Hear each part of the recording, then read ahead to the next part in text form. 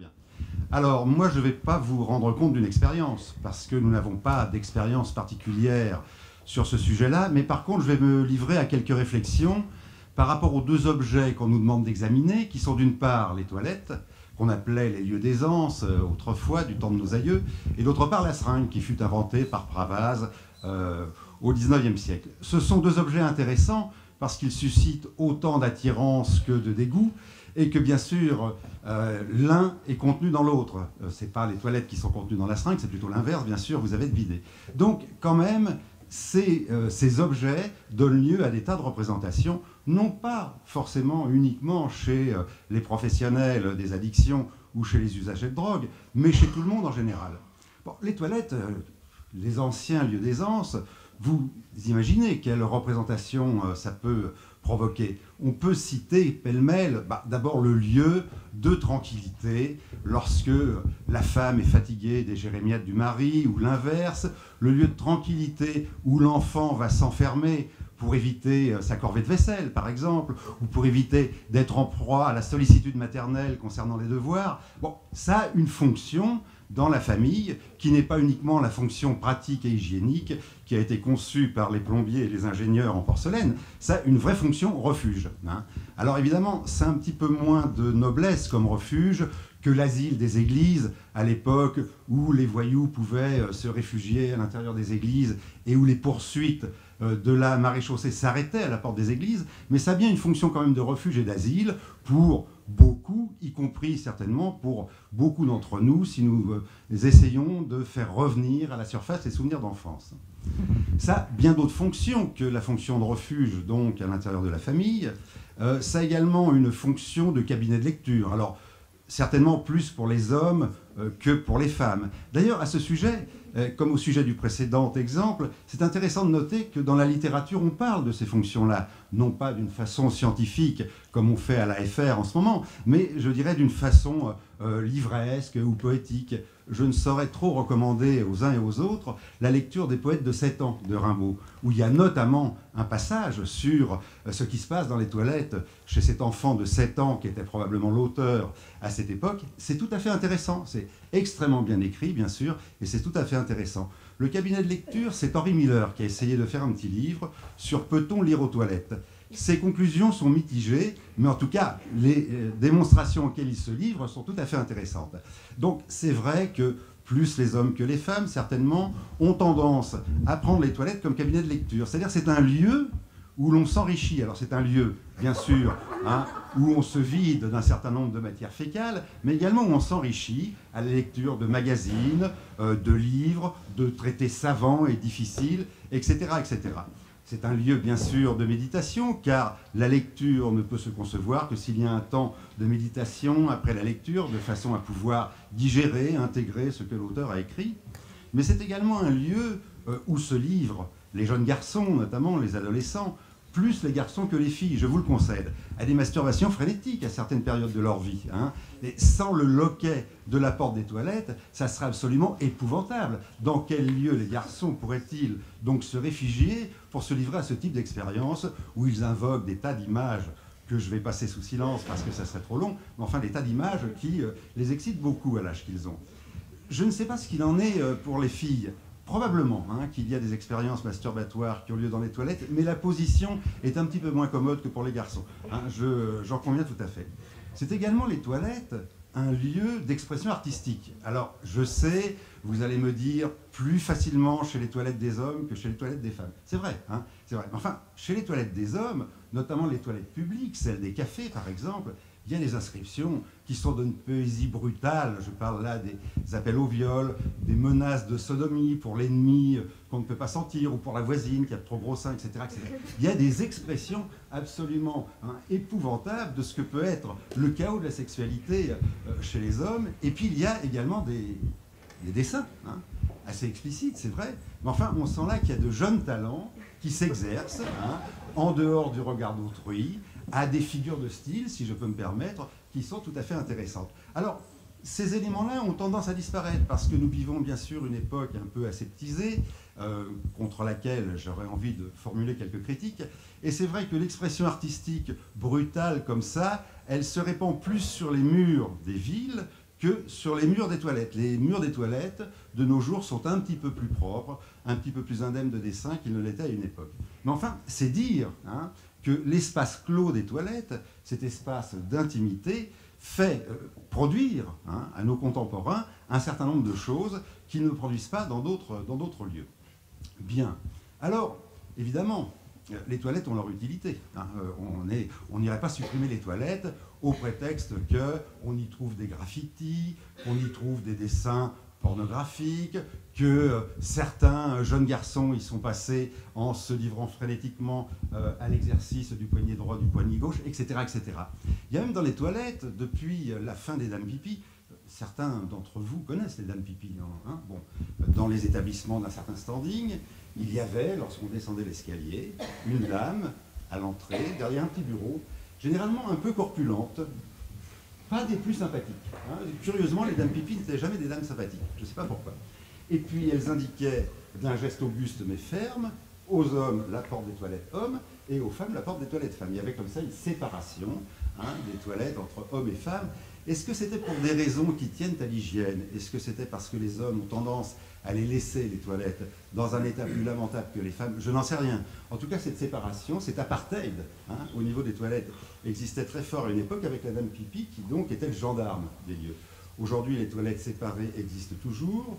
Nous n'avons pas encore pensé, comme dans certains pays, tels la Thaïlande, à faire des toilettes pour le troisième sexe. Il n'y a pas eu de revendication. Hein, encore à ce niveau-là, je pense que ça viendra. Mais en tout cas, la dame pipi disparaît. Hein, elle s'estompe du paysage, etc., etc.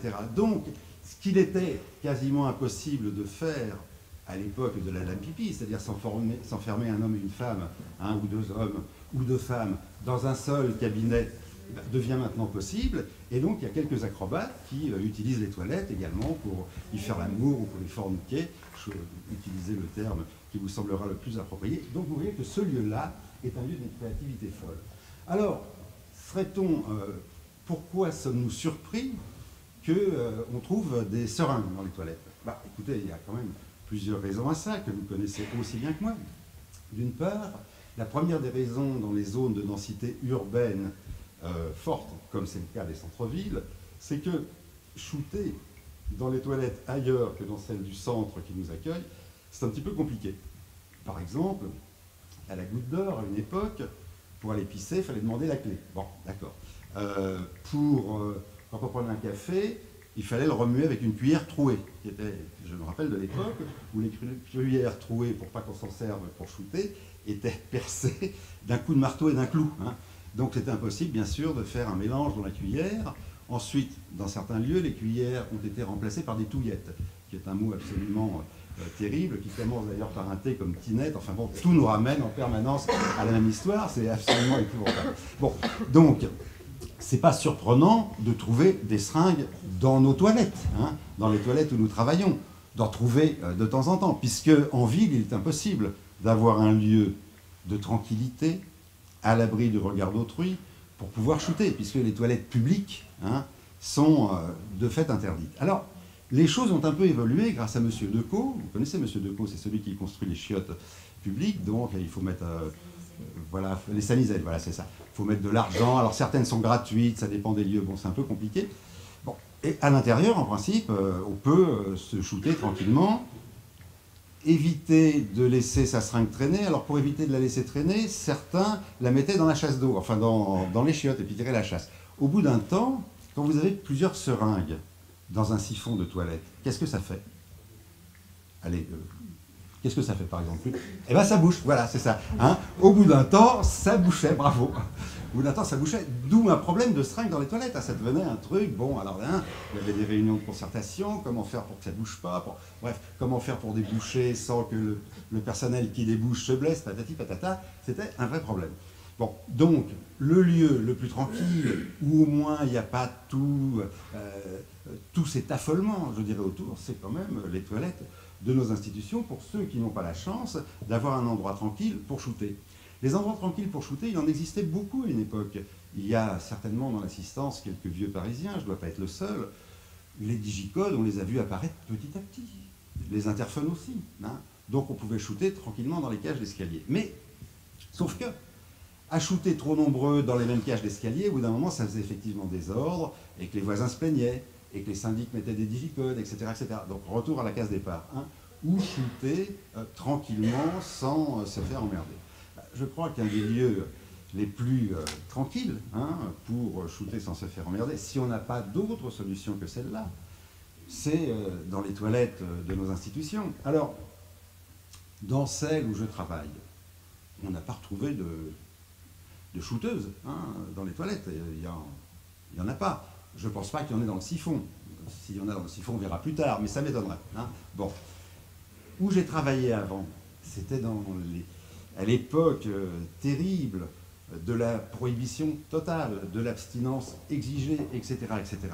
On en retrouvait de temps en temps dans les toilettes. Branle-bas de combat. Qu'est-ce que ça veut dire? Qu'est-ce qu'il a voulu nous dire, Tartampion, en laissant sa pompe traîner? Parce qu'il aurait pu la ranger dans la poche arrière de son blue jean. Qu'est-ce qu'elle a voulu dire, Tartampionne, en laissant non seulement sa pompe traîner, mais une petite tache de sang sur la lunette des chiottes? On se empresse de nettoyer, bien sûr. On se posait des questions comme ça. On se posait des questions, on était dans l'interprétation. Nous étions tentés d'être dans l'intrusion, c'est-à-dire dans le questionnement policier, quand on le revoyait, quand on la revoyait, pourquoi t'as shooté dans les chiottes? À vous, salope ou salaud? Enfin bref, bref, on ne le faisait pas. Mais cette tentation existait, parce que le climat était tel qu'il y avait là un acte de commis qui pouvait justifier une exclusion. Alors on parlait exclusion, pas exclusion, mais quel sens ça a? C'est ridicule. Bon, on était très mal à l'aise avec ça. Je crois qu'aujourd'hui, ce n'est pas une recommandation, c'est un point de vue. Je crois qu'aujourd'hui, on peut être, par rapport à ça, beaucoup plus à l'aise. Soit ça shoot chez vous. Bah oui, qu'il y a un dispositif pour recueillir les seringues, c'est quand même mieux que les voir traîner par terre ou ailleurs, on est d'accord. Bon, il y a bien, vous avez tous des dispositifs pour recueillir tampons périodiques et serviettes périodiques. Dans les institutions, il y a toujours une petite poubelle avec le sac plastique, comme dans les cafés qui sont bien fréquentés. Ça ne coûte rien de mettre un container en plus. Moi, personnellement... Avec le micro. Avec le micro. Je l'avale ou je parle dedans? D'accord. D'accord. Bon, donc, on peut mettre... Oui, 3 minutes même, allez, 2. On peut même mettre des containers à disposition. Je ne pense pas que ça vaille plus la peine que cela d'en parler ou de se questionner autour de ça. Dans les lieux où il n'y a pas de seringues qui traînent dans les toilettes, il n'y a pas lieu de mettre des containers. Le jour où il y a une seringue, on achète des containers, et puis voilà. Parce que, est-ce qu'on va questionner le sujet qui sort des chiottes sur ce qu'il a fait dans les chiottes? Il a fait un gros caca, d'accord, mais il a peut-être fait autre chose. C'est le autre chose qui nous intéresse. Il faut peut-être arrêter avec ce genre de choses. En tout cas, la seule recommandation que je me permettrais de faire, au cas où vos institutions n'en seraient pas équipées, c'est dans les chiottes, la porte des chiottes, munissez-la d'un carré. Vous savez ce que c'est un carré? Qu'on peut ouvrir de l'extérieur si quelqu'un y reste trop longtemps et que vous soupçonnez qu'il est en train de faire un malaise. Là, il vaut mieux se tromper, arriver et voir quelqu'un pantalon baissé qui pousse très fort, que laisser passer une OD ou un malaise. Voilà. Merci.